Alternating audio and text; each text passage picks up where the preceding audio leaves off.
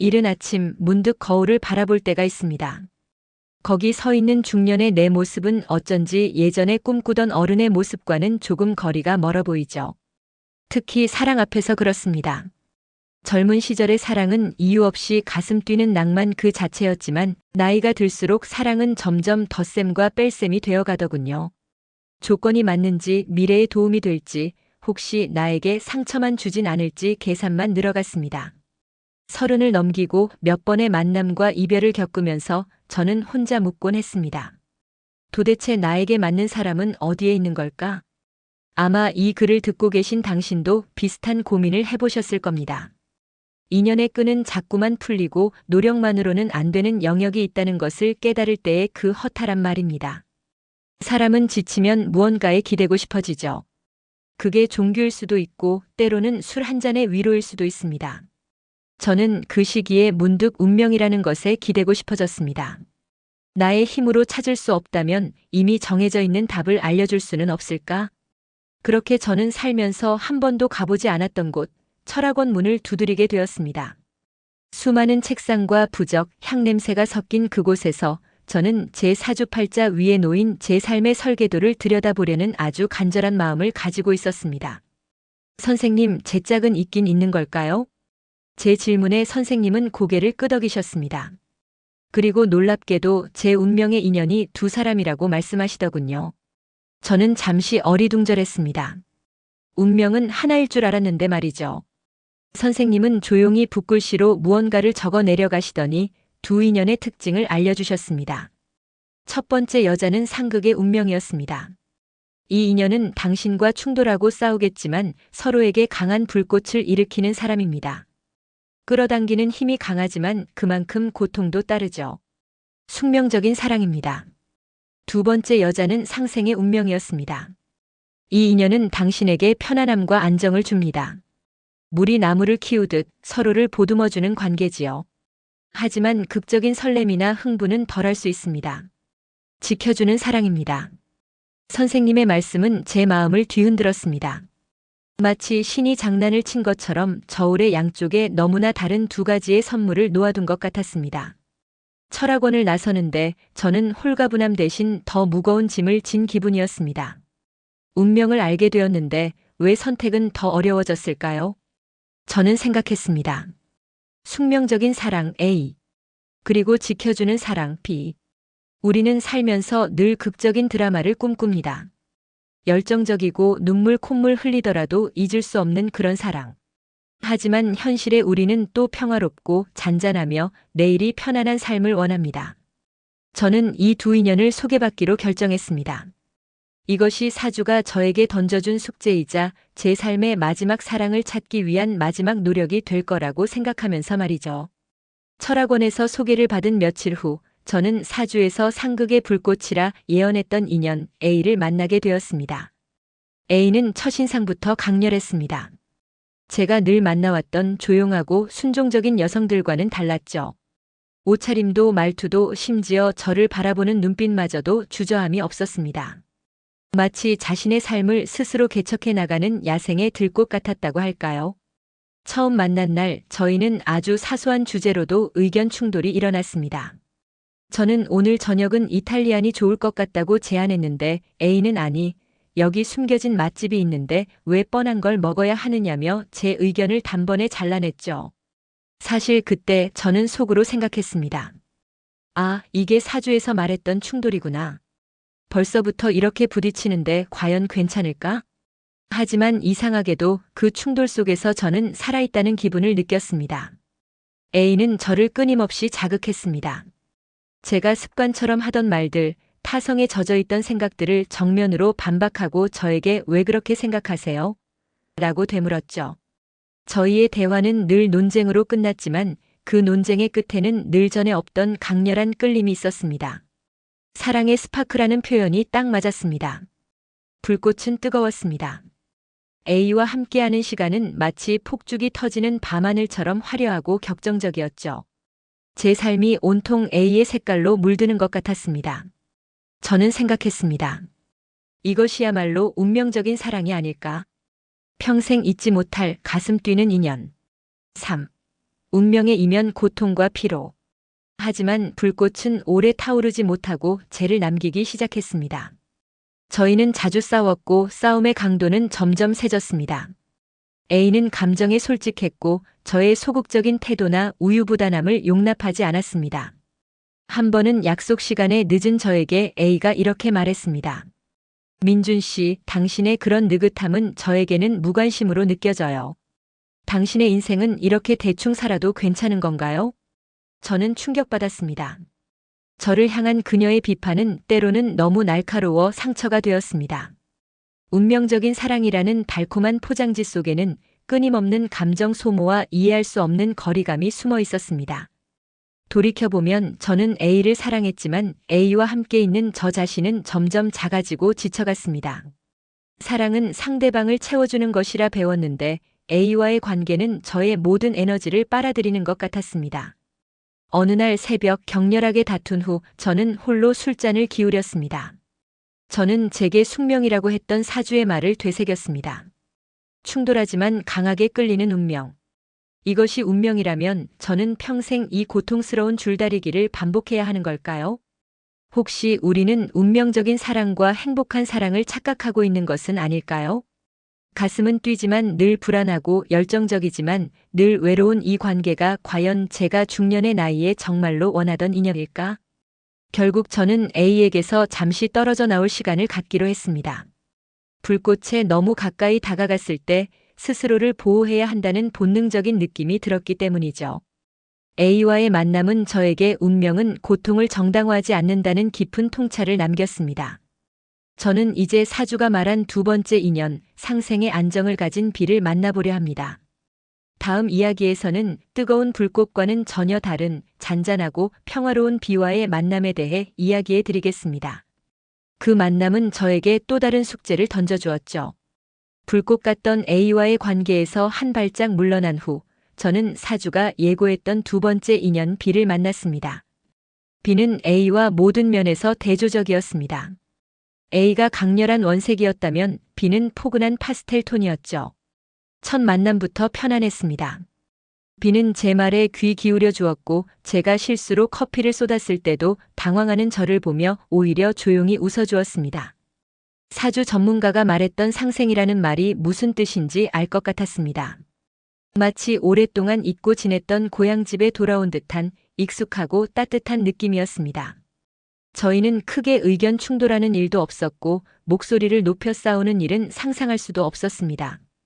B와의 대화는 항상 잔잔했고 모든 것이 물 흐르듯 순조로웠습니다. 하지만 시간이 지날수록 마음 한구석에는 이상한 결핍감이 고개를 들었습니다. B와의 관계는 완벽하게 안정적이었고 평화로웠습니다. 그런데 저는 자꾸만 A와의 격렬했던 순간들을 회상했습니다. 이것이 정말 사랑일까? 저는 스스로에게 물었습니다.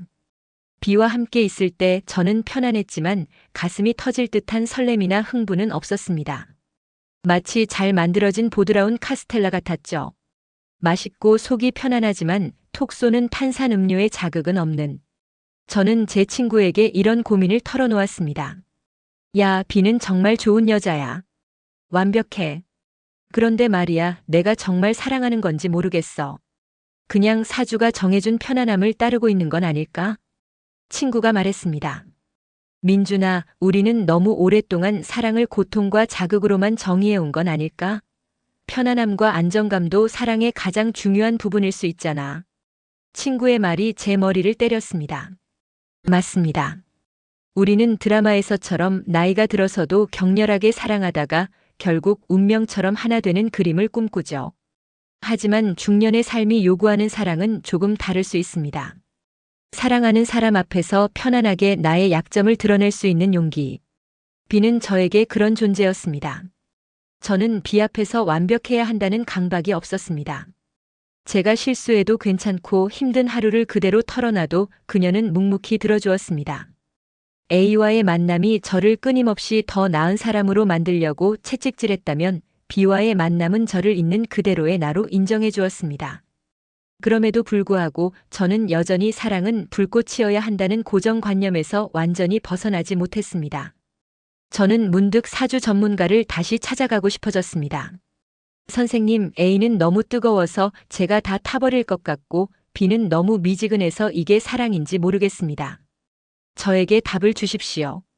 결국 저는 두 여성 모두와의 관계에서 만족하지 못하고 다시 운명에게 답을 구하려는 나약함을 보이고 있었던 겁니다. 이것이 바로 중년의 우리가 사랑 앞에서 겪는 딜레마가 아닐까요? 안정을 원하지만 막상 안정이 찾아오면 열정을 갈망하는 마음. 다음 챕터에서는 제가 이 두 여성, 두 운명 사이에서 어떤 고통스러운 내적 갈등을 겪었는지, 그리고 제가 진정으로 원하던 것이 무엇이었는지 사유해보는 시간을 가지려 합니다. 이 이야기는 결국 운명의 답이 있는 것이 아니라 우리 스스로의 마음속에 답이 있다는 깨달음으로 이어집니다. 저는 꼼짝없이 딜레마에 빠졌습니다. 마치 손목에 두 개의 시계를 차고 있는 기분이었습니다. A와의 시간은 빠르고 격렬했습니다. 매 순간이 사건이었고 대화는 폭발적이었죠. 우리는 사랑했지만 그만큼 서로를 깎아내고 상처를 주었습니다. 그 시간을 보내고 나면 저는 늘 진이 빠져 잠들었습니다. 반면에 B와의 시간은 느리고 고요했습니다. 저희는 카페에서 조용히 책을 읽기도 했고 말없이 산책하기도 했습니다. 곁에 있다는 사실만으로도 충전이 되는 기분이었죠. 하지만 가끔 너무 고요해서 우리가 연인 맞나? 싶을 때도 있었습니다. 저는 저울질을 멈출 수가 없었습니다. A와 결혼하면 평생 드라마 같은 삶을 살겠지만 늘 불안하고 다투지 않을까? B와 결혼하면 평생 편안하겠지만 나중에 사랑해서 결혼했나? 하는 후회가 남지 않을까? 우리가 왜 사주나 운명에 기대려 할까요? 결국 선택에 대한 책임을 회피하고 싶기 때문은 아닐까요? 만약 제가 A를 선택했는데 불행해진다면 저는 사주가 시킨 대로 했으니 내 잘못이 아니다라고 변명할 수 있을 것 같았습니다. 만약 제가 B를 선택했는데 후회가 남는다면 역시 운명대로 살지 않아서 그렇다고 남 탓을 할 수 있을 것 같았고요. 저는 깨달았습니다. 제가 두 여인 사이에서 흔들린 것이 아니라 주체적인 선택이라는 두려움 앞에서 흔들리고 있었던 것입니다. 이 나이가 되어서도 사랑이라는 가장 중요한 문제 앞에서 스스로 결정하지 못하고 보이지 않는 운명의 손에 제 삶을 맡기려 했던 거죠. 어느 날 저는 두 여성에게서 완전히 다른 종류의 깨달음을 얻게 되었습니다. A와 심하게 다툰 다음 날이었습니다. 저는 A에게 진심으로 사과했고 관계를 개선하고 싶다고 말했습니다. 하지만 A는 단호했습니다. 민준 씨, 당신은 나를 사랑하는 것이 아니라 나를 운명적 사랑의 틀에 가두려 하는 것 같아요. 우리는 너무 다르다는 사실을 인정해야 해요. 충돌만 있는 관계는 결국 소멸합니다. A는 저를 붙잡지 않았습니다. 그녀는 자신과의 관계가 고통스러움을 인정했고 그 고통을 운명이라는 이름으로 포장하려는 저의 나약함을 간파한 것입니다. 그리고 며칠 후 B와의 데이트에서 저는 아무 말 없이 지친 표정으로 앉아 있었습니다. A와의 이별 문제로 심란했기 때문이죠. B는 아무것도 묻지 않았습니다. 그저 조용히 저의 손을 잡아주며 말했습니다. 힘들면 말 안 해도 괜찮아요. 그냥 여기 앉아서 쉬세요. 당신이 괜찮아질 때까지. 그 순간 제 마음속에 저울추가 기울기 시작했습니다. A는 저에게 이상적인 사랑의 형태를 가르쳐 주려 했지만 B는 저에게 현실적인 사랑의 위로를 건네고 있었습니다. 저는 그동안 사랑은 가슴이 터질 듯한 설렘이어야 한다는 청춘의 환상에 사로잡혀 있었습니다. 하지만 제가 정말로 필요했던 것은 지치고 힘든 중년의 삶을 함께 버텨줄 단단한 안식처였습니다. A와의 만남은 나를 깨웠지만 B와의 만남은 나를 감싸 안아주었습니다. 저는 비로소 사주가 말한 상생이 단순히 편안함을 넘어 서로를 살리는 힘이라는 것을 깨달았습니다. 다음 챕터에서는 이 혼란을 정리하고 제가 어떻게 운명 대신 제 스스로의 행복을 선택했는지 그 깨달음의 순간에 대해 이야기해 드리겠습니다. 저는 다시 한번 사주 전문가를 찾아갔습니다. 이번에는 답을 구하기 위해서가 아니라 제가 내린 결론을 확인하기 위해서였습니다. 선생님은 조용히 저를 바라보시더니 두 인연에 대한 이야기를 더 이상 하지 않으셨습니다. 대신 제 앞에 놓인 빈 의자를 가리키며 말씀하셨죠. 민준 씨, 저 빈 의자는 운명입니다. 운명은 당신이 앉기를 기다리지만 그 의자에는 등받이가 없습니다. 기댈 수 없다는 말입니다. 당신은 A에게서도 B에게서도 당신의 모든 것을 걸고 기댈 수 있는 확신을 찾으려 했습니다. 하지만 운명은 확신을 주지 않습니다. 운명은 그저 선택의 여지만 던져줄 뿐이죠. 선생님의 말씀은 제 마음속을 가로막던 마지막 장벽을 무너뜨렸습니다.